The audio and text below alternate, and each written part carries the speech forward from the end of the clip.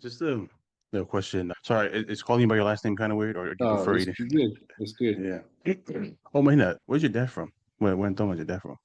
So born in Tefishi in Vava'u, but then they moved to Nuku'alofa and they're in Ha'ateho was the village there in Oh, Nuku'alofa. Hatejo? Okay. Yeah, that's cool, man. My dad's from Hatejo too. Yeah. But yeah, Bavao, man. So yeah, Bavao and Tonga Tapa are just separate islands. But Hmm. no, that's cool, man. Hatejo, man. Yeah, Hatejo boys are known for being tough. So I don't know if you heard of that, Mahina. You know what I Yeah. mean? Yeah. That's what my dad would always say. I'm Yeah. like, yeah, all right, okay.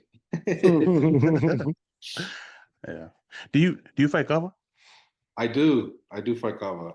So there's a good group of us Polynesians here in Eugene. It's a mixed bag, Fijians, Samoans, Tongans.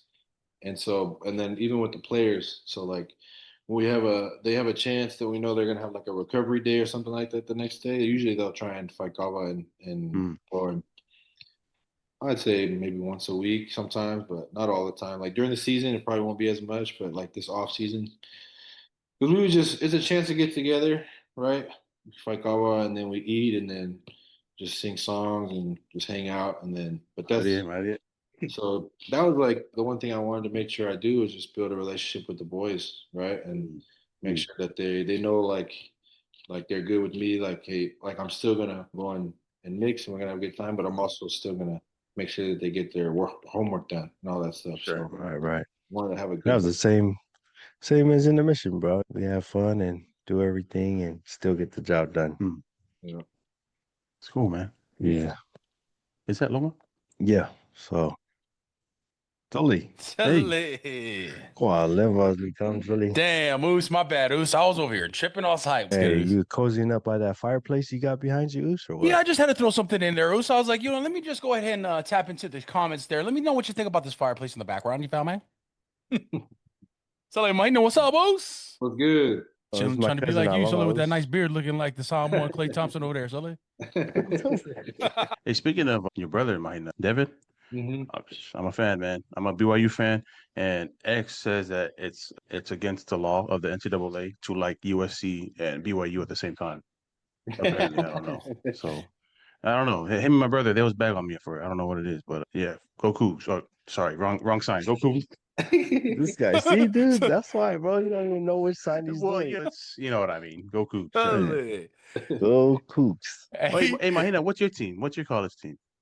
Honestly, I grew up a USC fan, so but I like whoever's paying me right now, and that's the Ducks. Yeah, exactly, Oh bro. man, all day. Whoever signing the checks, Oos, Yes, that's your sir. hey, favorite shout him right out, there. Oos. Shout him out, Oos. Yeah. Hey, I had to wear my green Nike shirt, Oos, for to rep some Oregon, Oos, just for today's episode with Mahina. I know when he came up and visited, I was like, "I'll get you gear." He was like, "I don't know if I could do that. I'm a USC fan. I can't." And I was like, "It's all right, man. You're not supporting the Ducks. You're supporting me." Yeah, No, yeah, yeah. That's it, valid. Oos. That's valid. That's why Yeah. we brought you on, Oos. Always Yeah. got love and Hey, support wait, for you you, know brother. what? I'm gonna call you out on that now. The what? You can't support two teams, man. Sorry. Who said I'm support? I didn't say I'm supporting Oregon. I just Well, said I'm supporting well, Mahina, you dude. can't wear the gear. Never mind. Nah, but it was funny because my uncle and then they've been living out there in Oregon for a minute.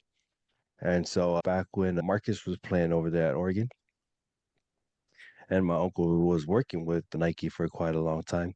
And so he had like some Marcus jerseys. And then when we went to visit, he's like, "Hey, X, I got some gear, man, if you want to rep it." I was like, "All right, I guess I'll take it." So like, I got home, gave it to my dad. Yeah, you can wear this, pops. I ain't gonna wear it.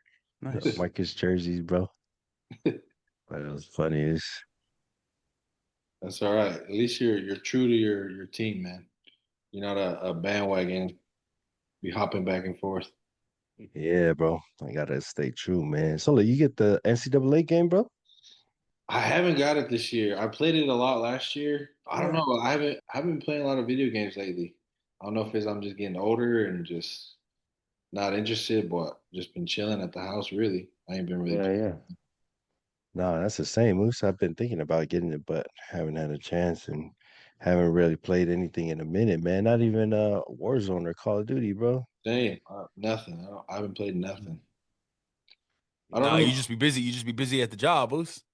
Yeah, Yeah, I do be busy. We work a lot, but it's all good. Yeah. Man, that's pretty cool. So like, that's hey, I ain't gonna lie. I mean, especially like we were talking about earlier, they're giving you the paychecks. That's all that matters. But I mean, so like, at the end of the day, it's something that you love to do, though. I'm pretty sure. Yeah, it is.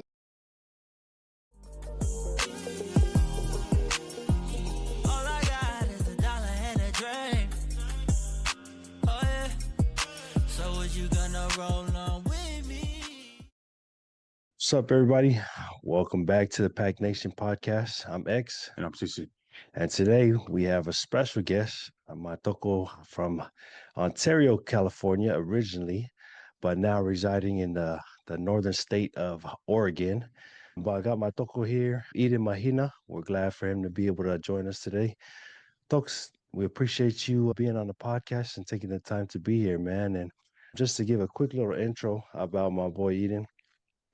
He was from Ontario. He played football at Upland, and then decided to serve the Lord for 2 years. And that's where I met him on the mission field out in Panama. So we served together, learned Spanish together, and taught together. So it was a cool experience to meet my boy Eden. And then I came back home, played at Mount Sac, transferred to New Mexico, and then was able to get his degree. And now, all these years later, he's now working at the University of Oregon, and he is the director of player academic development. So real proud of my folks, man. He's doing big things, has a chance to work with a lot of the youth that are attending Oregon and work with them not only on the field and the athletics, but then also, like we said, he's working with them in the classroom and helping them to be able to provide that future for themselves and make sure that those scholars don't go to waste on the academic side of things. So we're glad to have you. Folks, thanks again, man. Appreciate you being here with us. Hello, Toko. Appreciate y'all, man. Glad y'all invited me. Yeah, man. Shoot. Thanks for the intro. That was a great intro. Make me sound like I'm an important person, but you Hey, know. you are, brother. Smiley. You know how to gotta get a nice long resume. You know, we ain't messing around, man. We got you legit, Oos. But yeah, we appreciate you taking the time again, Togo, to be here with us. And we just kind of wanted to get you on because you've been working at the University of Oregon for quite a bit and had a chance to work. Is it mostly with the football players or just football? Yeah, just football. Which Okay. work solely with just the football program. So yeah, I get to work with those guys daily, make sure that they're on track for their degree, they're doing all their stuff in towards for graduation, making sure that they're good. If they're a recruit and they're a commit for us, making sure they're getting all their stuff that they need from their high school to meet NCAA requirements. So a lot of that, there's just a lot of different rules that I know that a lot of people don't know. And so I want to make sure that these kids and their families understand what needs to be done. And then when they get here, making sure coaches are aware of like NCAA rules and all that stuff and what they got to do each quarter. And so that's kind of my job. Keep all that stuff and simplify it for everybody, so everybody knows. I can get in the nitty gritty and figure all that stuff out and the numbers and all that and percentages. But coaches just want to know like what does he got to do? Like just give me the Right. you know what I mean? Just keep it So simple, yeah, for yeah, their so end. that's pretty much the gist of what I do for the university. But yeah, man, it's been good. Shoot, this will be my seventh season with the Ducks. So started in 2019 and started with a different head coach. Started with Mario Cristobal, who's now the head coach at Miami, and then Lanning came on. This is his fourth year now, but he came on and kept us on as a staff. So been grateful for that. So it's been a good run. It's been a lot of fun. Oh, brother. And so, what kind of led you to, or talk about like your journey, folks, from playing when you got home from the mission, playing football again? I know even when we was on the mission, man, you was talking about playing, and I don't know if I ever told you this story, Yus, but I remember you gave me your Mount Sac sweater, Yeah, and so I was wearing it one time at like this Samoan function out in the IE. And then like somebody, I don't want to say he tried to check me, but he was like, I think he thought you know how like the soldiers they call it like stolen valor. yeah. I think he thought I was trying to front like I was a player, and so he was trying to check me. I was like, hey, you played at Mount Sac? It's like, oh no, this is my homie's sweater, man. He's like, oh, okay. Who's your homie? And I was like, oh, Eden Mahina. And he was like, oh, okay. yeah, that was the best center I ever coached, man. And I was like, yeah, don't ask me like I'm gonna lie to you that said that I played, bro. Like, it's the homie sweater, man. But it was cool, man. It was dope that I got to hear from one of the coaches, and he was giving you some praise and be able to kind of follow your career after you got home from the miss. So it was dope, Boost. But tell us kind of what led you down this path after football. Yeah, so I'll kind of go back to like high school and kind of how, like I always say, it's ironic that I'm in the position I am overseeing academics because in high school I really didn't care too much about school. I didn't do the best. That's probably why I had to go to junior college. Actually, that is the reason why I had to go to junior college. Didn't really take my academics seriously. Didn't take like my training seriously. Like I was a good player, but like I just didn't. I just thought I was always better than everybody. So I was just like, it's just natural. Like I don't have to do anything extra. And my brother Devin Mahina played for BYU. He was a big time recruit coming out of high school, and I just thought like that was just going to happen for me. You know what I mean? I was like, oh, they know me, they know my brother, like they're going to come recruit Right. me. You know what I mean? But that didn't end up happening. So I didn't take care of my grades. I didn't like train hard. I just figured it would happen. So then I ended up going to Mount Sac. Like I didn't even know Mount Sac like that was an option. Like they had junior college football. My brother-in-law had told me about Mount Sac. He said he played there. His older brother played there, and he ended up getting a scholarship to go play at FIU. And so they're like, yeah, man, they help guys get out, get scholarships to go play. And so after high school, went there, played a year, then went on my mission, and then came back and finished my second year at Mount Sac. So my first year there was 2010, and then in 2013, after my mission, came back and played.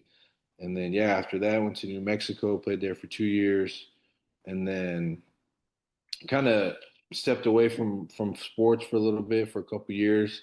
Was just working a regular job, and when I was working that job, man, I just was like, man, this is boring. Like I don't want to work a regular 9 to 5. Like I've been around sports my whole life. Like I want to be back near sports. So decided to get back into coaching. I actually coached a year at Upland High School where I played football, where I played high school ball for a year.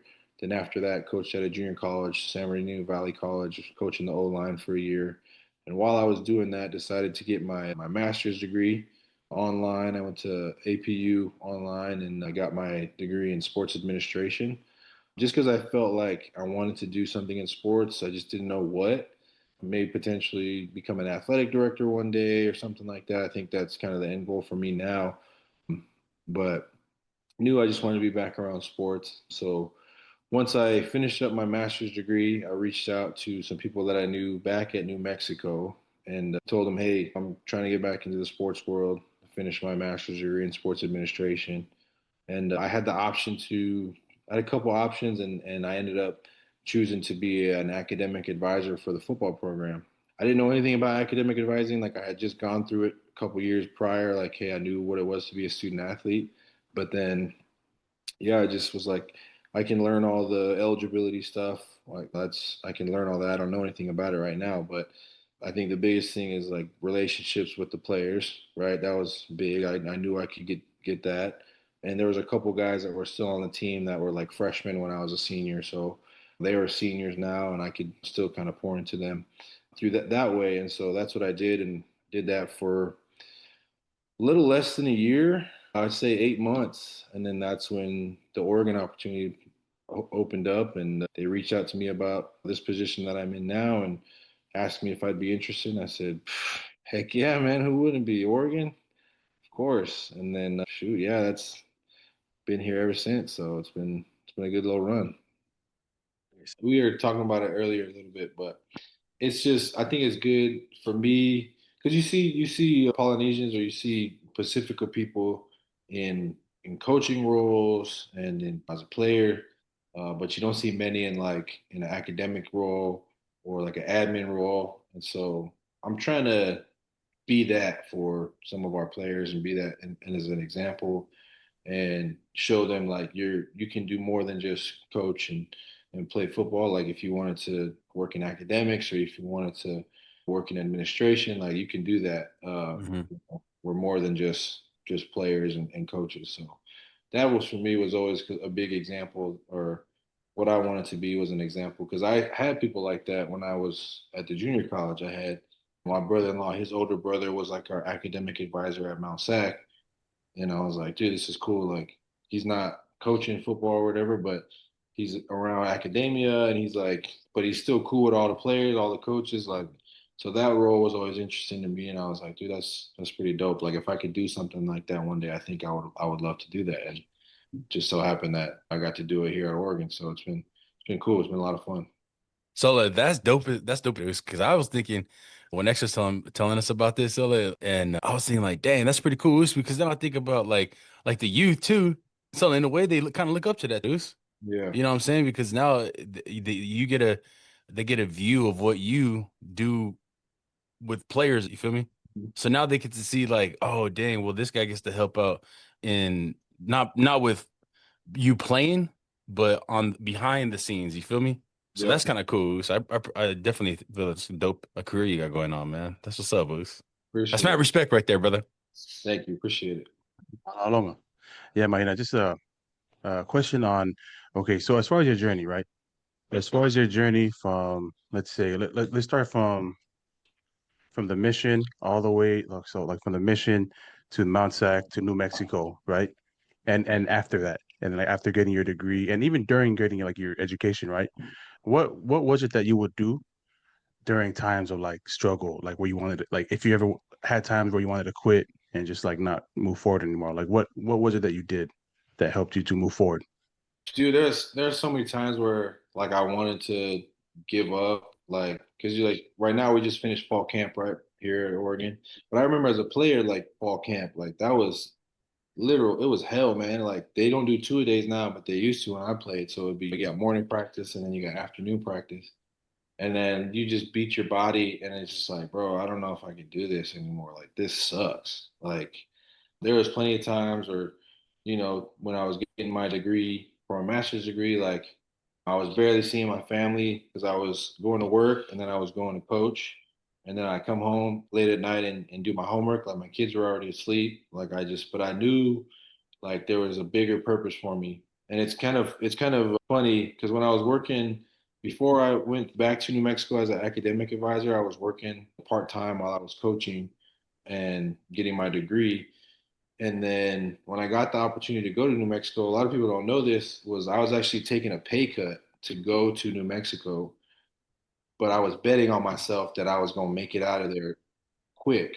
And I was like, I'm going to be here maybe 1 or 2 years, and then I'm going to just look for something bigger. And it ended up only being there for 8 months and then getting this opportunity at Oregon. So, like, I bet on myself. Like, I knew, like, I was going to put the work in, I was going to make the right connections or whatever I needed to do. And so, I think the biggest thing for me, like that helped me push me through those difficult times was like just thinking about my dad. Like, dude, this dude came from nothing. Came from Tonga and just worked 3 jobs to make sure that we had food on the table, like worked yate, worked at UPS, did all this odd jobs and I'm just like, if he can do that, I can this is easy. This ain't nothing. Like I was born here in the States, like I'm not like I don't they gave me everything I ever needed to be successful. So there's no reason for me to complain about like when times get tough because it's not the same tough as it was for him. You know what I mean? So that's just what I think about. 100%. Hey, thanks for saying that, Mahina. Man, that's very true. And when you mentioned about like no, like all our parents, right? We're all first generation here. And then man, when you mentioned that, it just it's a great motivation. Like all the resources that we have here, right? In this land that we're in, right? In America. And it's like we need to take advantage of every minute and literally every minute of it, right? Because time's just not waiting for us. Like what we're in our 30s now. Sorry for bringing that up, but it's facts. And man, no, thanks, Dogo, for sharing that. I really think the youth can benefit from what you said. Yeah, 100%, those. And like I mentioned earlier, it was when I met one of those coaches from Mount Sac and they was praising how good you were. It's not, I don't want anyone to kind of get it twisted that you were a very good player, D1 player. You had the talent. And even though things didn't work out, you were able to see that there was still another goal, still Mm. another dream.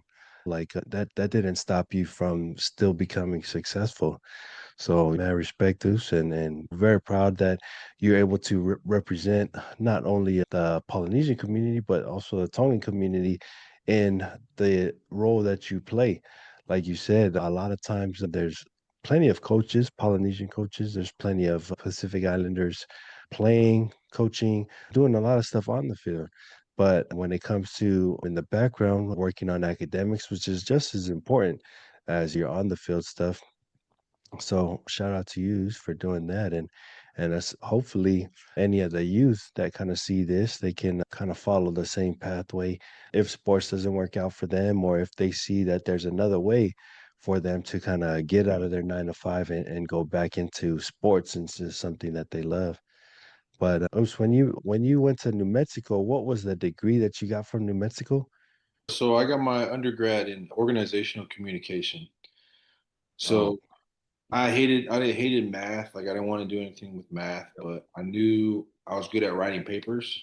So that was you wrote a lot of papers in communication, but you learn about a bunch of different stuff. So like organizational communication was like looking at communications within a business. So how businesses communicate with one another and stuff like that. So looking at that, but also I minored in sociology, so I did a lot of stuff in terms of learning about sociology of gender, of all this different classes that I took sociology of like multiculturalism. So learning a different bunch of different stuff like that. So it was a good experience. I enjoyed it. Like yeah, I just had a good time. Just learned about different things. Learned about assimilation to United States culture, just from a Pacifico perspective. So a lot of Mm, cool things that I got to learn that I've taken with me throughout my life, and it's been good. that's dope, Puss. And so I know you said you got your master's online. Like, how does that work, Goose? Like, you got your bachelor's in a different degree. Then did you have to like completely start over to get your master's in sports administration? Kind of like you would think like communications and sports administration don't really like aren't Mhm. similar in whatsoever. So you kind of have to take what's called the GMAT or the GRE, which is like a test you have to take in order to get placed into a master's program. So I had to study for that and take that, and then I was able to start that program. But the since it was online, we had like weekly Zoom meetings that we hop on, kind of like this, where we're with the professor and she'd do lectures, and then we'd have papers and research that we'd have to do. And so, like for my master's thesis that I did was it was depression and anxiety amongst college student athletes. And so it just looked at how, as a college student athlete, you had higher levels of anxiety and depression compared to the regular student population, just because of the amount of different stressors that you have placed on you. So, Right, right. this is before NIL, so I imagine it's a lot higher than it is now. Yeah. I would bet that it's higher than it was when I did my research. But you get a scholarship, you become that meal ticket for your family to make it to the league, make money. Now these guys are making money, right? So now they, at 18 years old, are expected to be that meal ticket right away, straight out of high school, and these kids don't even know how to do anything. So it's like those stressors are a lot higher now with social media, right? Those stressors are a lot higher. You get criticized as much. We didn't have like Twitter and all that stuff or X or whatever when I was playing. It wasn't as popular, but now it's like everything you do as a student athlete, you're criticized or you're looked under a microscope. So just we deal with a lot of that stuff in my line of work of just like telling these dudes like just shut out the outside noise. Like none of that matters. But yeah, so that was something that I enjoyed doing for my master's thesis was that was researching a bunch of that stuff. So. Man, that's dope, Goose. Tell her, hey, Mm. that's pretty cool. I bet you there's many nights fight cover just to get you over the hump, Oos. You know what I'm saying? So let talk I'll just get you. Yeah, man. I'll be like, all right, I gotta put the kids to bed. I'm gonna go fuck out and just. Sai, dude. Dale, mas Yeah, sei teu bro. pai, eh? I'm just kidding. So that's what's up, though. My man, dude. So like, you know what's cool is I was excited to talk to you too, because it's gonna be my first time meeting you too, Sele. So like, how tough is it playing for D1? How tough it is it? Do you think like because especially like a spectator like myself who's to actually ask somebody, do you think it's tough who's to actually start in a on a field, Deuce?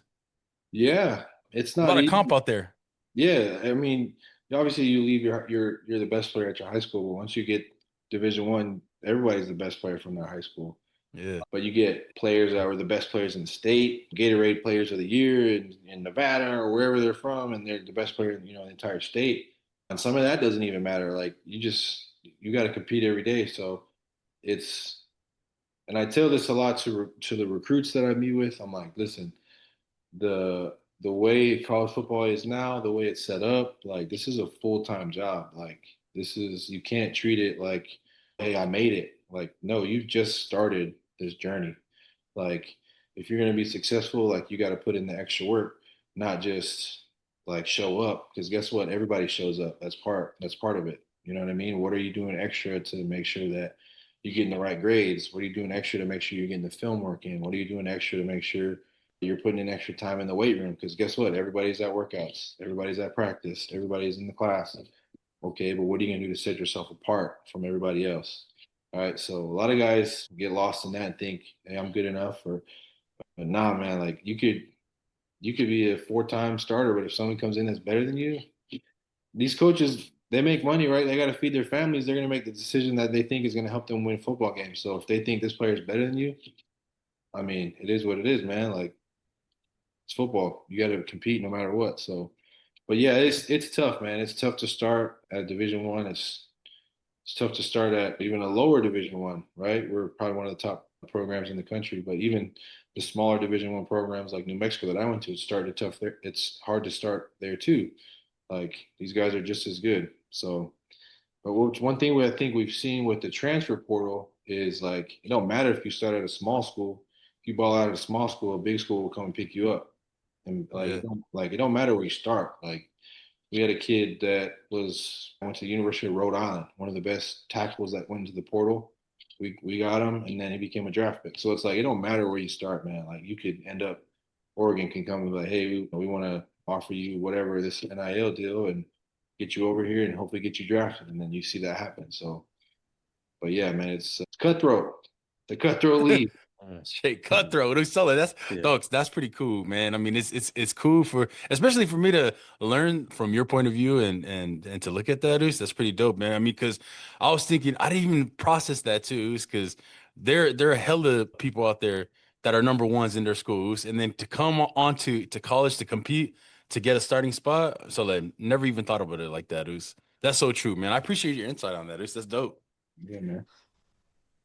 Want to kind of rewind back to our day. So we were in what, 08, 09, right? Mhm. Wait, Mahina, you're class of 09, right? 10.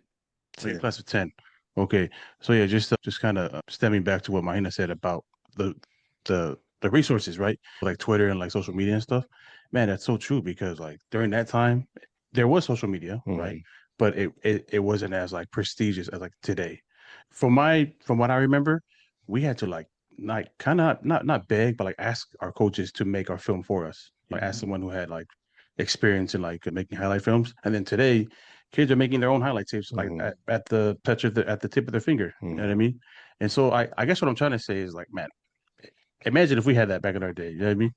So I don't know. That's just like interesting to think about. And also talk stepping off what Alonga said, Mahina playing in Division 1. Did you play guard or center in at both Mount Sac and New Mexico? So I played center at Mount Sac, and then Oh, my first year at New Mexico played guard, and then my last year went back to center. man, you were pulling, man. Damn, Sully. Hey, Sully Mahina, you must be a big. We used to be on the line. Let's go, dude. Hey, Mahina, you're like 6'3", huh? 6'4". 6'4"? 6'4", yeah. 6'4"? When I was, Yeah. I'm about Mhm. like 310 right now. That was about what I played at, 310, 315. Okay. Man, he was Dang, pulling, dude. man. Yeah. So I, we were And walking like, it was fun playing guard because that was the first time I mm, had played guard ever in my life. Like since like sixth grade, I played center all the way up, all the way through high school and then Mount Sac.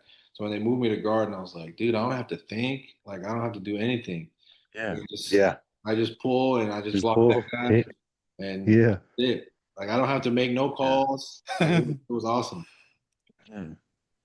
Yeah. Yes, center's a. Yeah, well, I mean, in my It's a very opinion, cerebral position. yeah, center. You have to go head up with these like 400-pound, 300-pound nose tackles. And you're constantly getting not double team, but like you're in the middle of everything. Right, You right. know? The trenches, And you Zeus. got to snap the ball. Yeah. You got to snap the ball. You got to think about. We got to call out the mic. Yeah, Damn, that's a lot, Wait, man. calling out Yeah. defenses and yeah. calling out blitzes, all that stuff, or Were, change. were you mostly like at Mount Sac in New Mexico? Well, actually, like during the times you played center, what was it a lot of like Wildcat offense or? So, well, Mount Sac we ran more of a traditional like pro style offense, Okay. and then New Mexico we actually ran like a spread triple option. So Right. we did a lot of different things. We did a lot of crazy different formations at New Mexico. But yeah, it was. I think centers you got to be just as smart as a quarterback, making calls and making adjustments, and because you got to watch a lot of film because you got to make sure everybody's on the same page, watching, make sure the guards know what they're doing, tackles know what they're doing. It was at Mount Sac where I learned to really see like the whole field. Like high school, you look at the box, you look at the linebackers, and that's about as far as you get. But then once I got to Mount Sac, it taught me how to read where's the safety and what does that mean in terms of the safety's role. Like just a bunch of different things where it really helped me see how defenses try to do different things.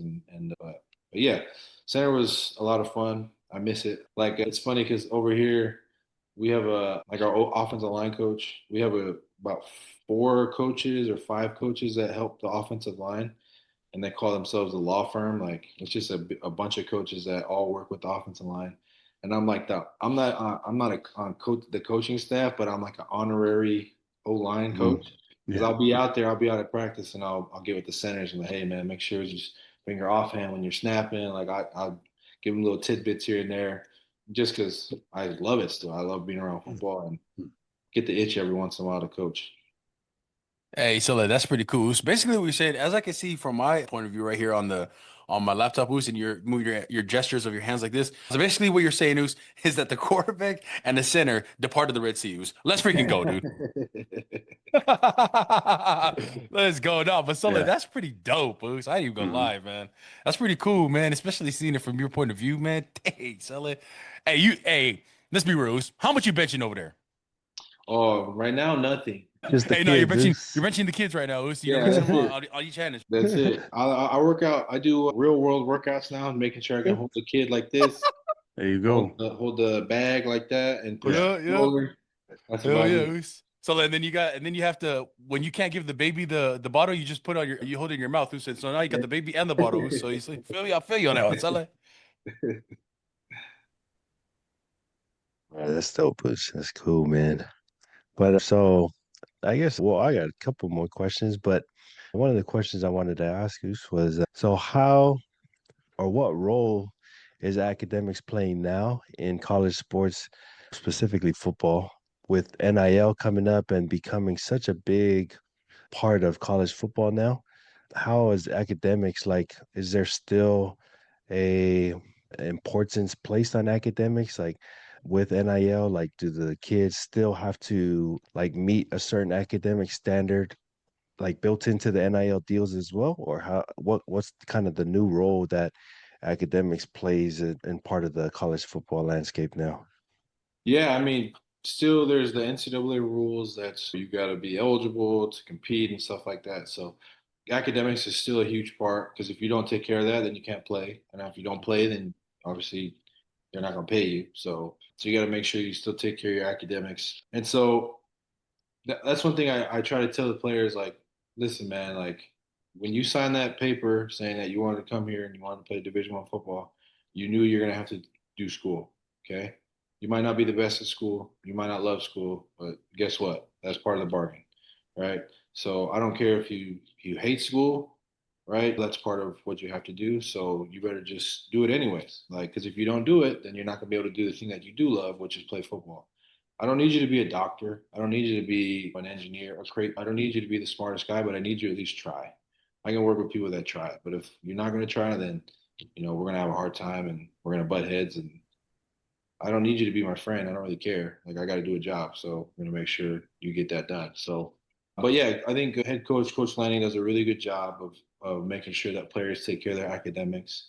Because if they're not doing what they're supposed to, he'll just pull them. He'll pull them from practice, pull them from workouts, and they'll just come up to my office and they'll just do work all day until they catch up with whatever they need to catch up with. So that's always a lot of fun. Players love that.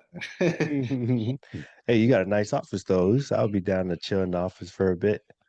Yeah, but I'm an asshole when I have to have them in my office because I want to be down in practice, and I'm like, I can't be down in practice because I got to be here with you. So guess Yeah. what? You're gonna do your work. If you're not doing your work, then I'm just gonna tell coach like, hey, he's not doing his work, and then they can make a decision on whether they want to keep him on the team or not. So That's cool. You get support from the head coach, man. I would think the head coach for most programs always want the kids to like be at practice no matter what and maybe give some pushback. But I'm glad that you get a lot of support from the head coach to kind of put academics first and be able to make the kids understand that there is an importance in on the academic side of things as well. yeah, because I think he gets the big picture of everything. Like he knows not all these guys are going to go to the NFL, so he knows that they need to make sure that they get their degree and that they have a plan for life after football. So he's really good about that, and he does have a teaching background. Like before he became a coach, he was a teacher, so he gets it. Nice. Yeah. Hey, Mahina, so I just had a kind of question, especially, and it kind of like ties into your career. So, like, what's something that you see that's a struggle on the academic side with this is going for the youth, especially like for Paulie Zeus. What's something that you see that they struggle with? I think the biggest thing is like telling like getting these kids and helping them understand like that they're smart. Like these kids are smart. They're resourceful. They know how to do things. But then getting them to tap into that of like you're good in this area. Why? Because it's an interest of you. Cool. All right. Now, how can we utilize that and use that for your academics? Right. So I think that's the biggest thing is getting kids to buy in of like because when you're 18 years old and you got money, right? Because you're in it, like you're like, oh, you can't tell me nothing. I'm getting paid, whatever. But I'm like, no, listen, like it's great. I love that you're getting paid right now, but this might be the last biggest paycheck you ever get of your entire life if you don't take care of your academics. That's facts. That's Um, facts, Zeus. so I'm like, don't waste your time here, right? Don't come here for 3 to 4 years and then go back home as if everything was the same, right? Doing the same thing that you were doing before you got here, right? So while you're here, utilize your time, meet people. You got to strike while the iron's hot, dude. Everybody knows who you are. You're a hot commodity. You're an Oregon football player, right? You're at Nike University, dude. So many people love you and want to help you. So just utilize that, build your network, and then when you're done playing, right, in the NFL or whatever, then you can make a call and everyone's like, "Oh yeah, dude, I loved when you were here as a player. I'll help you. You come work for me at my company, or you can come run one of my like." That's the one thing that I try to tell the players, like because when you're a player, you're like, oh, I don't want to meet these people. I don't want to go to this event. I don't want to do this. I'm like, dude, just go for 30 minutes. You'll meet two people. Who knows who they'll be, and they could eventually hire you. Like that's what happened to me. That's why I was able to get the job at New Mexico because I did my work. I was a good student, and I made friends. Like I networked with people, and then I called them up, and they're like, "Oh yeah, dude, we'd love for you to work with us." So you just never know how it's going to play out. So that's the biggest thing I always try to help these guys understand is like make these connections, man. That's the most important thing you can do. So that's And that's hey, great that's what's advice, up, sis. Boost. networking, man. Yeah, That's the way because to I go. mean, it's good to place that importance on academics, but man, networking and connecting, Mm. making those connections is just as important because a lot of Polynesians don't see that connections help us to get further. And it's not like cheating or anything. It's just we all want to help each other, and people want to help people that they see. Oh, this dude's a hard worker, and like you said, Eden, you're a great example of you just put in the work, put your head down, but you met people. And they saw that the work ethic that you had, and they're like, "Oh man, of course, we'd love to have you jump on." And man, that's a great example for the youth to be able to understand that networking is just as important as working hard in the classroom and on the field. Yeah, it's a question. So this is kind of going around what we've been talking about for like the past 10 minutes, like with sports and stuff. Kind of want to like shift over to like the culture, being Tongan. So you're Hafkasi Palang, yeah, Tonga? So X actually posted a video about this recently, about the type of Polynesians who don't speak their language? Like, was that something you ever dealt with like not being Tongan enough growing up? Yeah, I mean, obviously, I don't look like full Tongan. Like you can see, like I look more Palangan than I do look Tongan. I do have Tongan features, but like people when they look at me, they don't really know what I am. Like they can see me, and they're like, "What are you?" I've gotten like Mexican, I've gotten Puerto Rican, I've gotten people think I'm black. Like I've gotten everything. So like people don't really know what I am. But yeah, I felt like that growing up. I didn't speak the language. Like my dad spoke English in the house because my mom was Palangi, so we didn't get as much Tongan as we I would have wanted to. Like at the time, I didn't really care. But you know, as I get older, I'm like, man, I wish I knew more. But yeah, I definitely struggled with that in high school. Like I'm Tongan, but people don't know if I'm Tongan or not. Even when I went to Mount Sac, like it was funny. I got there, people didn't know I was Tongan. They were like, oh, and then they found out I was Tongan, then they like brought me in, like, oh, you're Tongan. We had no idea. Like, and then they used to call me like half cash, like that was my nickname or whatever. But as I got older, like I met a lot of cool people. I met a lot of um, like great people that just show me like, bro, like when people say you're half and that, nah, dude, I'm not half. I'm Tongan. Like, uh, not 50%. I'm whatever. I'm Tongan. Like that's what I am. I'm Tongan and I'm white. There's no percentage. There's no you're an eighth. You're this. You're a 16th. Like if I say I'm Tongan, then I'm Tongan. Like if I don't speak it, I don't really care. These hands can speak it. Not Yeah, exactly, man. There you That's go. Tongan enough, Yeah. man. It No, that, said these hands. Let's go, Shelly. Hey, for real though, it's like you just yeah. said. You grab these hands and bit you in the ass. So you grab them by the, but no, Yeah, I feel you on Mahina, that no, one though. that's something we've been talking about lately about like Polynesians and stuff. Growing up, you had the ones who spoke fluently and the ones who didn't, right? And so, like I said, X did posted a video on that, I think yesterday, talking about that, just asking people, about the upbringing as far as like the culture and stuff. And then also that's something we emphasize as well is, man, like you said, there's no percentage. Like you are who you are. You know what I mean? Like you're Tongan, you're white, right? Half something, half this. It's still you are what you are, and like it doesn't matter. You know what I mean? Yeah. Like comparison's a thief of joy, man. Like Hmm. don't compare yourself to others. You know what I mean? Because that just brings like chaos and like bad feelings and ill intentions. You know what I mean? Yeah.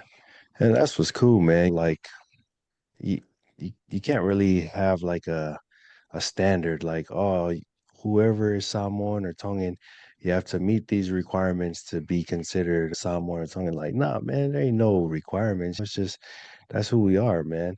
And I'm glad that Eden brought up his upbringing and was able to kind of share his thoughts being Afakasi because yeah, I've always just he's just Tongan. And so like I said earlier, it's a great example to the Tongan community to be able to see Eden and the things that he's done as far as accomplishing being working at one of the top D1 universities in the whole country. And so it's something that other Polynesians and Pacific Islanders can look to that example and be able to follow his path. So yeah, man, that's dope. Booz. Thanks for sharing that. Yeah, man, of course. Cool. Longa, you got any questions? So like, hey, oh hold up, what's right here? So like, yeah, so it's funny that you're saying that. So like, because now that you're talking about, especially in your career, Oos, so does that mean that you're gonna talk to Dan Lanning to give us like a D1 scholarship, Oos, or I'm just kidding, so like, I'm just kidding. Nah, so like, but you know what? I mean, just like X and C's for saying, Oos, definitely got to shout you out, Oos, to the community out there, man. Especially you being Tongan, so like, and I get that same feeling, so like, with you, Oos, where because I'm half two, half Miuli, half Samoan, but obviously I look like a Samoan or a Palangi or whatever. But I grew up the same way, Sele, where a lot of people would call me half caste too, Sele.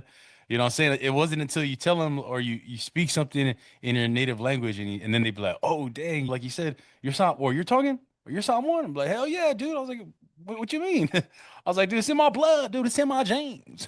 But so then I agree with you on that one. So then that's pretty kind of dope, man. I think my biggest thing, Sole, or my question to you is now that you're indebted into where you're at, into your field, do you feel like would you ever feel that would you go back and change it or would you take the same route that you that kind of got you where you are today?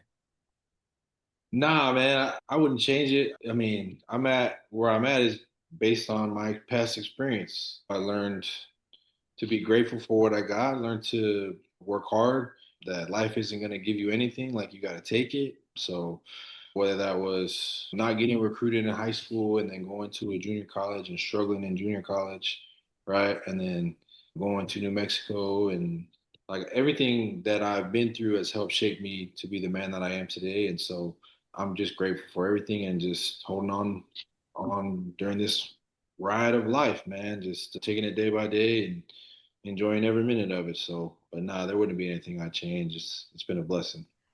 So that's dope, man. That's pretty cool, Sully. Thank you. So I want to hear some mission stories, man. What's the craziest stories like with the both of you serving together? Or any like crazy like near death or someone pull a gun on you guys experiences? Nah, not on us, man. Of course not. I don't think Yeah. while we were together, I know I got in a bus accident. Yeah, I remember that. I got in a bus accident when I was, shoot, maybe about a year, little over a year in. We were going down the highway on this little Chiva bus that we call them Chivas, and a little but like a 14-seater van, right? And they didn't have no seatbelts in there. We were all going on our P day, and then before we left, the driver stopped at the gas station to fill up one of the tires because it was low or something like that, and then I was sitting in the way in the back, and we're going down the highway, and then all of a sudden the tire pops. On my side that I was sitting on was the side that he like inflated at the gas station, and popped. And instead of him kind of letting it ride, he slammed on the brakes, and then we started to what's it called, like just skid back and forth. And I'm sitting in the back. I remember I'm holding on to the handle up here, and I'm like looking out the window. I'm like, I don't know, man. I think we might flip. And I'm thinking this in my head, and I'm looking, and then all of a sudden I'm looking down, like I'm on the side. I'm looking now. I'm looking at the front of the road. I'm like, I'm not supposed to be this way. And then all of a sudden, it was slow motion. It was boom. We hit the ground, and then we flipped like maybe twice or three times, and then we went off an embankment off the side of the road. There was no like guardrail, and we went off the side, and we hit a tree, and luckily we hit the tree because just below, like a couple, maybe 20, 30 feet below, there was a river, like a big old rushing river. Like, so if we would have kept going, we would have landed in the river. And we hit the tree. And I just remember I was laying there, like, open my eyes, and I didn't see anybody in the bus. And I was like, oh my goodness, what happened? And then all of a sudden I hear, Mahina, get up, you're on top of everybody. So I'm like, I'm laying on top of everybody. So I get up and I like break through the window, and then we start pulling everybody out, and then we start climbing back up the hill, and like all these cars had stopped on the highway, and they're like, "Oh, they're alive!" Like they made it out, and then we all went to the hospital, and everybody was fine. No scratches, like little scratches. I mean, but no serious injuries. Serious. It was crazy. It was really crazy. So that was a fun experience. I wasn't gonna email my mom and tell her like what happened, but then she had like she emailed me, and she was like, "Your president called me and told me you got in a bus accident." I was like, "Yeah, I'm all right." Like I wasn't gonna tell you, but I mean, it's out the bag now. So Yeah, that's funny. yeah. So today, so because I teach Sunday school to the youth, to the 14, 15-year-olds, and today on Come Follow Me was about like seeking out the light of Christ and all that, and just depending on him and like for the youth, right? And then that's why I'm gonna ask this question to you, Mahina and X, just to kind of get this video out there and for you guys to talk about your experiences on the mission and like how was it with like a companionship study? Like, were you guys on that or like not really? Or Yeah, well, because so I would say we was. So me and Mahina, I was his trainer. And so luckily I was ending my mission. He was just beginning his mission, my last transfer, his first transfer in the mission field. Yeah. So, and because we're Polynesian, and I kind of wanted to give him like a good start to his mission. And I know a lot of times with Polynesians, we like to have fun, man. We kind of do things not on the border, but we just do things to where we get it done, but we still kind of do it in our own way. And so for me, being a trainer, I wanted Mahina to just be himself yeah. because he's a cool dude, funny dude. I wanted him to be himself and have fun, but also know that we had to work hard. And so I felt like during our transfer, we did a lot. We put in the work to find people, to baptize people, and then we were able to also still have fun and just joke around and mess around. And I know in our mission, one of the funniest things was we were able to listen to music, to Disney music. Like President Ward, he let us listen to Disney music. And so every morning, bro, we would be listening to Disney songs, bro. Me and Mahina, dude, we would wake up and we're listening to like all these songs because he had a bunch of Disney songs on his playlist. Yeah. And so I remember he would play like the songs from like Tangled. And so, dude, like when I got home, dude, I knew all like the Tangled songs, I and I love never Tangled. seen the movie, bro. And so I got home and I was like, man, all these songs, man, I need to watch that movie so I can figure out what the songs go to, man. So Yeah, that's we, funny. No, I yeah, remember bro, we just my listened to a bunch of funny ones. I remember my brother sent me like an old iPod, and then Yeah, it had like church songs, church hymns, like renditions of different church hymns, and then like Disney music. And then we would just plug it in every morning, and then we just play it, and then we just listen to whatever was on there because we're like, we just can't just sit in here silent, like quiet. yeah, bro. You gotta listen to something. So Yeah. Yeah. That was funny, man. Yeah, so we just be listening to Disney like every morning, bro. When we Yeah. wake up, get ready, and then do our companionship study and everything. Yeah. But that's funny, man. Yeah. That brings back memories, bro. yeah. Because we did a lot that Yeah. transfer. No, I like how you mentioned X about us Polynesians, like the way we are. Hmm. I like the way you train Mahina. You still want to work hard, right? But and get things done. But at the same time, we still want to be ourselves. Yeah, yeah, just be Like ourselves, don't be a bro. robot. You know what I mean? Yeah, Uh, Yeah, exactly. and I think that was one thing I took from Kelsall, like on the mission, and I used that. The rest of my mission was like, don't take yourself too seriously, like, and I used that because like he said, I like to have fun. I like to crack jokes, and because you're with the same person 24/7, walking around all day, like people get tired of each other. But like if you just keep it fun and keep it and like try to do things that like will get you through the day, because like you're not gonna be perfect. Like you're not gonna knock every door. You're not gonna wake up at 6:30 every single morning perfectly. Like you're gonna make mistakes and do things. So it's just like be yourself. Don't take yourself too seriously. Like the Lord called you, right, with all your flaws and imperfections as a missionary. So, but just try your best, and that was what I always took it as. Like we're gonna go work, but we're also gonna have fun. Like we're gonna stop and get snacks at the store. We're gonna make sure we're not like just just make it through the day because it was hard. Like it was as fun as it was. It was tough to be a missionary sometimes. So, but it was good. I enjoyed it. Yeah, bro. Yeah, there was definitely a lot of funny times, yeah. man. I think there was one time where in Panama the weather would change real quick, bro. Oh, yeah. So it would go like super hot and then it gets like if it gets dry, then like once it starts drying up really, really dry, then oh, it's about to rain like hella hard right now. And so there's one time like we'll just be making videos and stuff, bro. And then one time because we was making a video. Yeah. You showed me Yeah, yeah, bro. the cribs.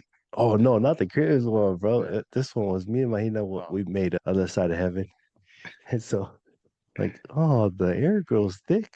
And oh man, it was funny, man. The storm's coming. yeah. We were just like clowning around all the time. Yeah. Hey, dude, I was gonna say, I was gonna share a story too, but I don't know if you remember, bro. It was like my last P day in the mission, and like we were waiting at the bus stop for one of the buses, and then you were sitting on a rock, and I was standing up, and then a bus passed by, the little van, the Chivas, passed by, and some dude was like mad dogging us, like mad dogging the hell out of us, bro. And then like you stood up, and then he's like, "Oh dang, that fool's huge." And then like we are like, "Hey, what's up?" And then he's like, "What's up?" And then we hopped on the next bus to that same city, and we were like trying to contact the doors to look for him. And I was like, "Oh man, what are we doing, man? We're about to go see this guy on our last P day, bro." Man. Say, nah, dude. I remember that. I was Yeah. like, dude, every time they try to mad us, I'm like, bro, I will put you in the dirt, dog. Don't even. Yeah, seriously, bro. Yeah. That was funny, man. It's And I crazy remember, because I lost a bunch of weight when I was with you. I came in yeah, at like 300, and I think by the time you left, within that, was it 6 weeks? I was like down to like Yeah. 260. Well, you look like a Chet Holmgren, bro. From the pictures I see you, bro. I remember, man, when I seen some of the pictures that from the end of your mission, bro. It Yeah, was crazy, lost man. a bunch of weight. Yeah. But yeah, it was good. Like when you came back, then you just was able to bolt back up pretty quick and get Yeah, back you into know, ball. Jack in the Box and I McDonald's. see, folks. Yeah. Hey, Mahina, how's your Spanish? It's still good. It's I might lose words here every now and then, but it's still good. Like I still listen to Spanish music, and but it's funny because I went to when I was in Utah earlier this year, in July actually. I went and visited a bunch of old mission companions, and so there was a one of my companions that's from Nicaragua, and he was living up in Utah, and he invited me to come hang out.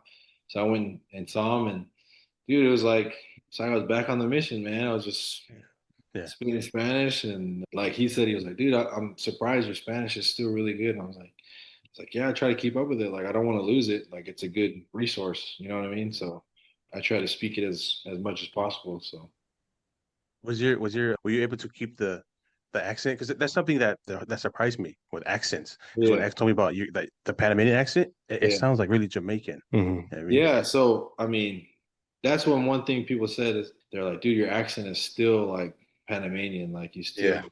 cut oh your words off, and you got the slang and all that stuff." I was like, yeah, "That's the only Spanish I know. I don't know anything." Yeah, exactly. yeah, yeah. This guy would be like, all feet, hey, more, or like, oh, that guy. No, I mean, not like, Yeah, but yeah. you would tell me. I mean, Right, oh, right, right. like, está pretty. You know what I mean? Like, Yeah. instead of bonita, ya say pretty, right? Yeah. Yeah. Esa vaina está pretty, loco. Ah, Yeah, huevo. it's useful knows, bro. Yeah. That's it, brother.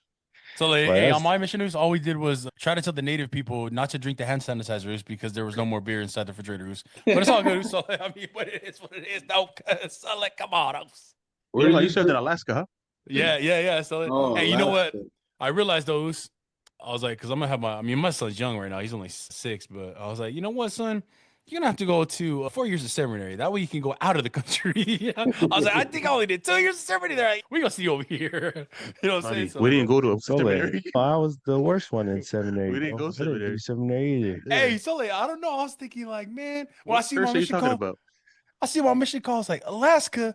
I was like, man, I want to get out of here. I was like, come on, I'm just kidding. No, I was super Hey, they grateful. It was sent you super. out the country. It was Dude, technically. Yeah, when I you're read Panama, I was like, oh, Central America. All right, I'm eating tacos. Hell no, chicken and rice. Damn. Yeah, bro. yeah. Chicken and rice, No, man. I heard the Panamanian food's really Yeah. humilde, huh? Yeah, Yeah. definitely, bro. Yeah, when I got there, big old plate of rice, small little chicken, and I was Yeah. like, Yeah. okay. It's like a small chicken, and then they would like put it with ketchup, right? Just like the tomato Yeah. sauce only. Mhm. Yeah. Yeah. Dang. Yeah, it'll just be a big old plate of rice and beans, like lentejas, and then just a small little piece of chicken. Dude, Plátano. Yeah. I remember our first meal when we came back from the bus, like Albrook. Remember the big Yeah, city? yeah, So we ate hella at Auburn. There was like a Taco Bell, and so yeah, you were like, bro. "Hey, bro, I haven't had Taco Bell in forever. Let's Yeah. Taco Bell." I was like, "All right, we were grubbing," and then you're like, but then on our way back, you're like, "We got dinner at this one spot," and I was like, "Oh, all right, bet." Dude, I did not realize this. It was a whole plate of rice and then a plate of spaghetti, and I was like, but it was like spaghetti with like, what's it called, hot dogs or Hot whatever. dogs, yeah, Yep. And I was eating it, and I was like, dude, I don't know if I can eat this much rice, man. This is a lot of rice. And so like for real. I don't know if I think I finished it, but then when we got home, like I threw up because it was so much rice. I was like, I can't eat Bro, this much rice. dude, I remember, yeah, we was like right in front of the house, bro. And then he was like, man, I'm not feeling good. I was like, you good? And then I was like, and then he was like, I'm good now. And we walked inside. Oh, hey, Mina X, Yeah. bro. Please tell me y'all got this. Would little kids yell at you guys, "Quiere café?" and run away? Like, do you guys want coffee? Not really. Not really. I used to smack the little kid that would come by. Yeah, exactly, bro. Fuck you, bye. Yeah. No, they would say that, yeah. But man, I remember I would tell you, bro, like to not like joke around too much with the micos, like the Yeah, Latinos, Mm, because well, like the other elders, yeah, because like I was like, nah, just don't joke around too much with them, because sometimes like they'll yeah. take it too far.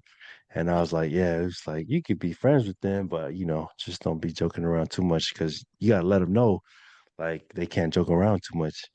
And so there was one time like Mahina was cool, man. He would always joke around and he's funny. And so I think one of the Miko elders like was joking around too much. He said something, bro. And then Mahina got mad and he was like grabbed him by his shirt and he like pinned him against the wall. Hey, don't ever say that again, Man, dude. Like don't joke around like that. that's true. Yeah. Yeah, man, you can't. Yeah, And so I was like, It's see, funny I because told you, bro. there's Like, a lot of stuff I don't remember, but then you guys like because even when I was when I went and visited some of my old companions in yeah, Utah, they were telling me about a time there was another elder and they're like, "Do you remember this? Like you pushed him?" And I was like, "Dude, I don't remember." And they're yeah. like, "Yeah, he like called you he called you in Spanish, hijo de puta, or something like that." And I was like, Uh, and I grabbed him, I said, "What'd you say?" And I like yeah. shoved him up against the bathroom stall.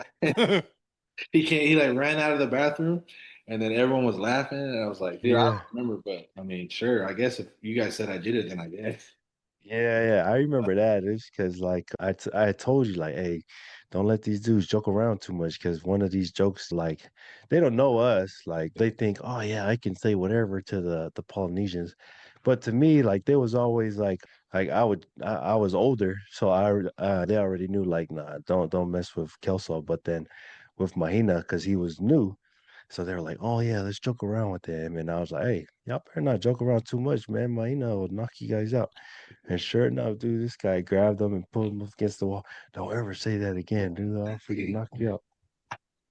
I was Hey, trying to be so hard and Mahina, where'd shit. you grow up at, dude? Where'd you grow up at? Ontario, California. Like Cali use, Oh, Cali so, Okay, like use. Cali, Come come on, hey, on, high man. solid. beast. You know what I mean? No wonder why you're talking about your dad and the Browns, Zeus. Let's go right there by the airport, solid. Oh yeah, that's the hub right there. Hey, solid. So wait, hold up, Zeus. All right, now you got me tripping, Zeus. So you grew up in Ontario, born and raised, Zeus? Born and raised, yeah. Damn, so that's crazy, man. They still gangbanging out there at that. I know. So like, cause it's crazy is when I be driving, I drive semis, so I go over the road and stuff like that. But so like, when I go to Ontario, so that's nice as hell over there, dude. I know they built it up a lot. Yeah, Dang, But let's it's go. funny. It's funny you mentioned that because my dad was black and white. Like he was like, a strong member of the church, and he was like, nah, I'm gonna tell you how it is, and this is the way it is. All right, bet. So like he would be like, you're not gonna go hang out with none of them. And so we grew up. I always grew up like we knew them. We say what's up to them, but then that was that. Like my dad was like, nah, they was always doing their thing or whatever and gang yeah, banging. And I was like, nah, that's cool. Y'all go do that. I'm gonna do sports. Like, yeah, but Dang, yeah. that's crazy. Yeah, it's crazy, man. Yeah, So no, that's pretty dope though. That see you and Mahina got to meet up in MTC. It was pretty cool. yeah. No, but I just regret the stupid shit I said. You know what I mean? Trying to basically trying Ah, to act totally. hard. You know what I mean? I was like, I Totally, you're already Yeah. good. repented of that, man. Leave that in the past. No, but like I said, when X told me, I knew right away it was Mahina because I remember his last name Yeah. too. I was like, oh, damn, that's crazy. And then you became AP, right? That's what X told me. No. No, I oh, didn't. was it Hell you? no. Yeah. Oh no, but no, you didn't tell me. Nah. It's probably someone else that became AP. But Yeah, probably somebody else. yeah, Nah, me and Mahina, that wasn't for us. It's, uh, I never wanted to be an AP. Mm-mm. nah, yeah, heck no, dude. What were you guys zone leaders, Zeus, or what? Yeah. Yeah. Oh, bro. Yeah, man, I never made it to any of that. It was only DL loose. I was like, listen, bro, I joke around too much. You ain't gonna catch me serious ever. Nah, but even as a ZL, bro, I was still the same, bro. Like I remember I was ZL with one of my Palangi comps. He's funny though, bro. He's cool, man. But we was playing capture the flag, and then there was a new kid, new elder, but he like tucked his flags all the way into his like pants. So like we couldn't reach the flags. And then my comp was getting mad at him, like, hey, stop cheating, man. You have to pull your flags out. And then like so, but the kid didn't. And then so he was running towards me and I freaking like I just shouldered him Moose and he freaking I laid him out. And I was trying to grab your flag, bro, but I don't see it. So you ran into me and he was like totally crying on the floor. His comp was mad at me. And I was the ZO. And then my companion came and he was like, see, that's what you get when you cheat.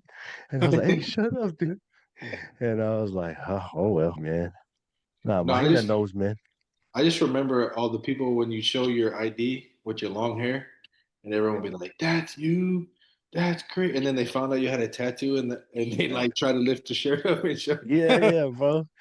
That was funny, man. dude. And I remember like who do we teach? That was what was her name? The old lady. It's the our first baptism, bro. Oh, Forgot. Estenia? Started with like a yeah. Yeah, man. Like, man, that's crazy, You bro. still remember her name? That's crazy, man. Yeah, it's No, this it's funny old because lady. somebody, well, actually back in July they had brought her name up because after we left that area, they came and like baptized the neighbor next to her, and then Oh, dang. he's like, yeah, do you remember like this Hermana Estenia? I was like, oh yeah, I remember her. And then he was like, yeah, she introduced us to the neighbor. We ended up baptizing the neighbor, and I was like, oh, that's what's up. So like it was just they recently brought it up, so that's why I remember. If not, I would That's crazy. remember. I'm terrible with Yeah. I just remember there was this couple that we were teaching, and the lady's name was like something Mari Mari, but then yeah. I just remember that name Funny, right? because we Do you listened to remember? the song You from remember we was Pocahontas. at her house and she gave us a Yeah, cup to drink of juice, and when I yeah. went to drink it, there was a dead spider in my juice. Yeah. There was a dead spider. So I'm like, I look at it and she sees it and she's like embarrassed, but I'm like, so I'm like looking at it and like just making sure it don't fall down towards my Yeah. mouth. I'm just like, Damn, Sully, what the hell, Luz? Well, that was funny, Yeah. bro. bruh. But like that first transfer I was with you. Do you remember how many times I fell asleep in lessons? Yeah, Like I think at yeah, bro. like 2, 3 o'clock, we'd be out in the hot sun, and like Heck yeah, dude. I'm like sitting there like just Just nodding off, falling asleep, bro. and then he looked over like, Mahina, you want to say anything? Nah, I'm good, dog. But that was cool, man. That was a funny transfer, bro. Hey, do you remember when I got the shell, the conch shell? Do you remember me like freaking blowing that shell like early in the morning? Dude, man. Because now it's There at you had my there was a picture you took with my camera. It had a little alarm clock, and it was yeah. like we came back for lunch or something. It was like 12 o'clock or maybe something like that. And I'm in the bed knocked out, and you took a picture of the camera and me sleeping like this. And I Oh yeah, bro. I remember that. It was, good time. hey, dude. That was funny, man. Yeah, that was a good transfer, bro. You know these kids, right? Kids who don't serve a mission, right? Who just kind of go the other way. I Yeah, mean, like, man, they can have stuff like conversations like this. I mean, like yeah, right now, listen to you guys speak, like talk to each other about the mission. Like that's freaking dope.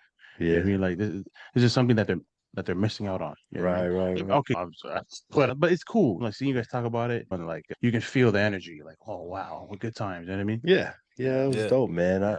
And what's cool was luckily, so one of the homies was the AP, my transfer before when Mahina was about to come, and then so we was at the mission home, and like I saw the board of all the new missionaries coming in. I wasn't supposed to see it, but I saw the board, and so I saw Mahina, and like he was the only. You think he was the only Polynesian news that came in with your class, and so I saw Mahina. And all the other kids, I was like, oh man, mine is the only poly. So I was like, hey, I was talking to the AP. I was like, hey, dude, you have to give me Mahina, dude. If I'm gonna train, this is my last transfer. I need to be with a poly companion, Oh, for man. Like sure. I can't go my whole mission because I asked before, like at the earlier in my mission, I asked like, hey, President, is it cool if you could put me and one of the Tongan elders together or me and one of the Samoan elders? He was like, oh, elder, you're crazy. That'll never happen. You think I'm gonna put two Polynesian companions together? That was a good one, Elder Kelso. But then sure enough, bro. So I didn't think he was gonna do it. But then like sure enough, man, when the transfers came, they're like, oh yeah, you're getting Elder Mahina. I was like, yeah, hell yeah, man. I can finally He get a probably didn't even poly. know I was Tongan. That's why he was like, "Oh, he's this big white kid. All right, sure." Yeah, exactly, man. Well, it was freaking funny though, man. Yeah. That was perfect. So like, hey, see, say, you know what? I have to agree with that too, though. I mean, especially, man, those that weren't able to serve a mission, so that low key, those people regret that. You feel me?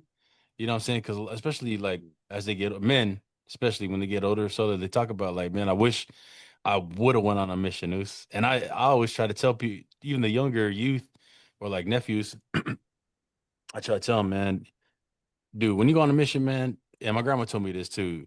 After you come back from the mission and you serving the Lord, so that you'll be blessed, sis. You know what I'm saying? That's true facts, man. So it like Yeah. Cece said, it's hearing your guys' stories, or even like if I conversate with old mission buddies, so it's cool that you can sit around and just talk story Mm-hmm. about 2 years of your life with a random person that you ain't never met before. Mhm. You Yeah. feel me? So that's what's cool. Yeah, that's facts. I love it. No, really, straight up, bro. That's always the case, man. When you and even like mission companions and like even old friends, you know what I mean, that you see from the past and stuff. But particularly the mission, man, like that because that's like a whole because we're literally away from our families, like Mm-hmm. thousands of miles away from our families. Yeah. Like those are crucial times in our life where we're trying to figure ourselves out and stuff. And so yeah, And Yeah. you Hey, grow up yeah, Yeah. yeah, Big time, bro. yeah. people always like at work they always ask me like was that 2 years, man? That's a long time. That's crazy. And I'm like, yeah, but it goes by fast, and Yeah. you grow up, like you learn how to do things for yourself. Hmm. Like when I tell people like when I came back from my mission, like I was a grown man. Yeah. Like when Hmm. I went to college, like when I went to college at New Mexico, like I got married, like I was already married, Yeah. and like the people are like, dude, like when they're like, oh, you have to show up for this at this time. I'm like, you need to babysit me. I'm a grown man. Like, Yeah. Yeah. you know what I mean? Exactly. So Yeah, like man. that's why like, it's just you grow up quick. Like you got to figure Yep. stuff out. So Mm. Hey, that's cool Yeah. though. You know, I was thinking about what X said was he's like, yeah, the mission president was like, yeah, you really think I'm gonna put two polys together? Nah, that ain't gonna happen. So like, it's a good thing towards the end of your mission that you were able to get Mahina, but so like, because when I was Yeah. with the Tongue Elder, so like that was probably the most apostate time I was in my transfers. It was come on, host, But let's that's get it. exactly Yeah. why, bro. I remember I was in MTC and I was checking my email and then I got an email from you, X. Mm-hmm. And you're like, oh, I'm changing your tongue, cat in Mahina. I was like, wait a minute. Well, no, I wasn't. No, actually, Mahina, did you stay the whole 9 weeks at Provo, or did yeah, you go to a? Yeah. I think you left before me. Yeah. I think you left to Panama before me, yeah. Yeah. Because and then that's when you I started in April April 2011, what day? end of April, like 27. Oh, me too. Yeah. I went to the MTC at that time, April Mm-hmm. 27th. So yeah okay, and then you ended May like Mayish, huh? Yeah, 2013. yeah. Okay, so we basically served at the same time, but when? Oh, maybe I was on the mission already when Yeah. when I got the email from you. Yeah. Yeah. Well, Probably, bro. they gave us the option to leave a transfer, like a transfer early or a transfer after I left early. Yeah. They It's say, oh, you can good. go home It's in March or you go home in May. I was like, I'm gonna go home in March. yeah. Oh, okay. Better, bro. Yeah, man. So what areas did you serve in, Mina? Uh, Chorrera, and then after that went to San Miguelito in the city Yeah. in Los Andes. I don't know if you remember that area. Yeah. Then after that went to Bocas del Toro. Bocas, man. I was supposed to go out there, bro. Mm. They Yeah, I went to cheated me Bocas. out of there. And after Bocas I went back to Chorrera, but as a zone leader. Oh, nice. And then to What David. area was you in? I think it was Barrio Dos. Oh, okay. It was like the state president's area or something like that. Yeah. But Was it the Millie dude? Millie cat that was the stake president, big bald head? no, it was just a short little Hispanic dude. Oh yeah, yeah. Okay, I think I know who it was.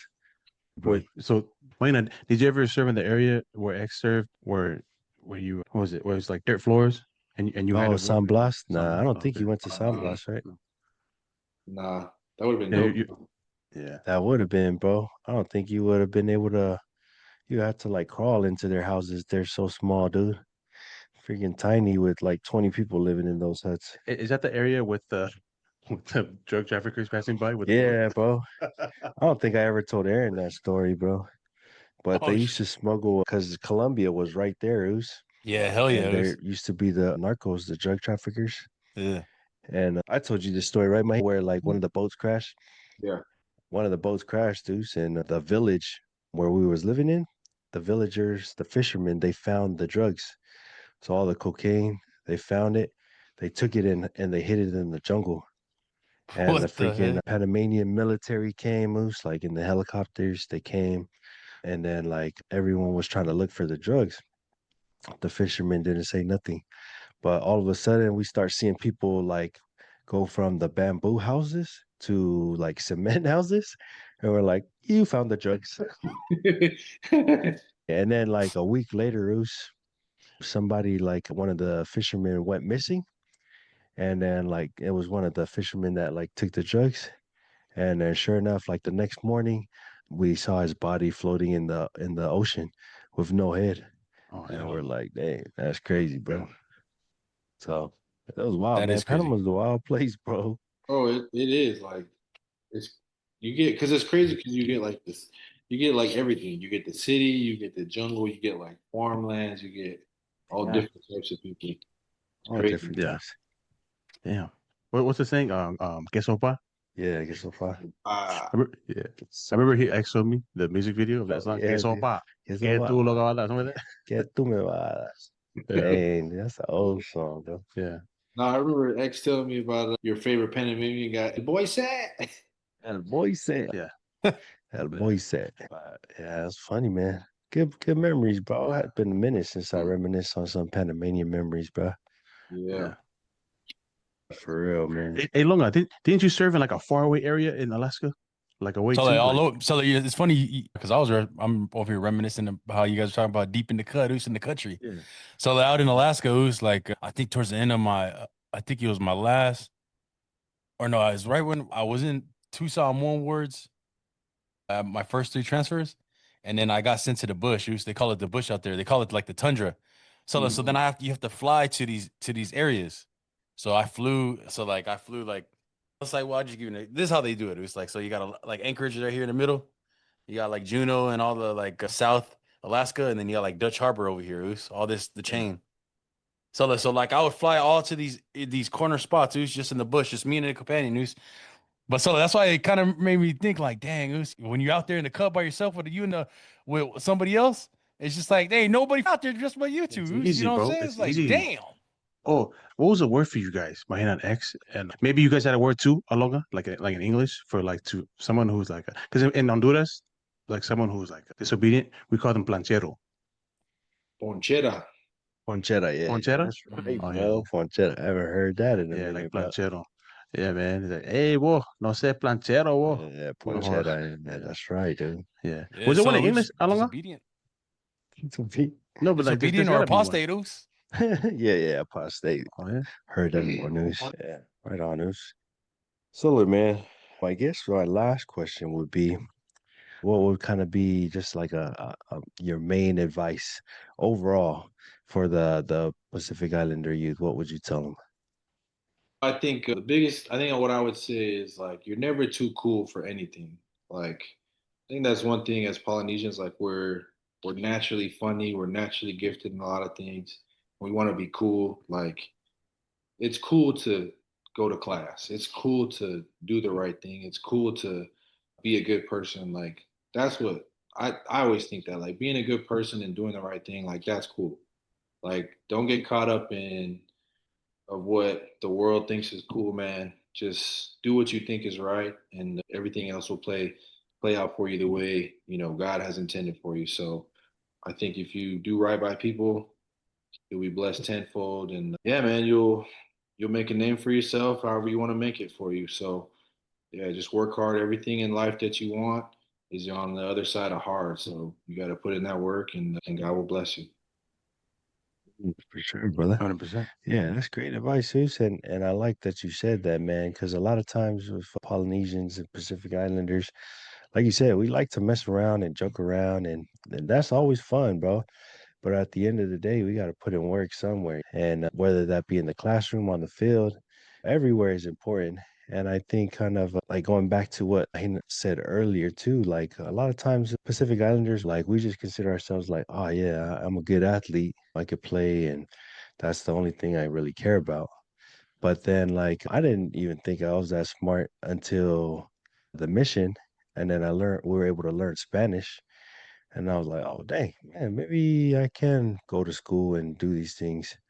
And so that's what kind of like motivated me to go to school and be able to know that nah, I can do the hard things in school because I was able to do it on the mission.